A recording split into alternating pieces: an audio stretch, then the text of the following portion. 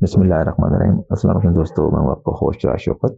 دوستو آج جو حدیث آپ کے سامنے پیش کرنے جا رہا ہوں، اس کا مقصد یہ ہے کہ قیامت کے دن اللہ تعالیٰ تمام انسانوں کو بخشنے کا اختیار رکھتا ہے، اور یہاں پہ وہ جسے خود چاہے گا نبی پاک صلی اللہ علیہ وسلم اور آپ صلی اللہ علیہ وسلم کی امتی جو اولیاء ہیں ان کو بھی شفاعت کا یا اپنے حدود فارض کرنے کا اختیار دے گا۔ تو آئے چلتے ہیں حدیث کی طرف۔ مسند احمد کی حدیث نمبر 13118 13118 میں درج ہے۔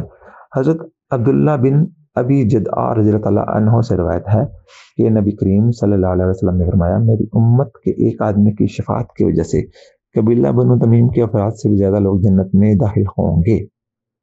صحابہ کرام نے کہا، اے اللہ کے رسول صلی اللہ علیہ وسلم، کیا یہ آدمی آپ کے علاوہ ہوگا؟ آپ صلی اللہ علیہ وسلم نے فرمایا، وہ میرے علاوہ ہوگا، میرے علاوہ ہوگا۔ عبداللہ بن شقیق کہتے ہیں، میں نے کہا، تو نے خود رسول اللہ صلی اللہ علیہ وسلم سے سنا؟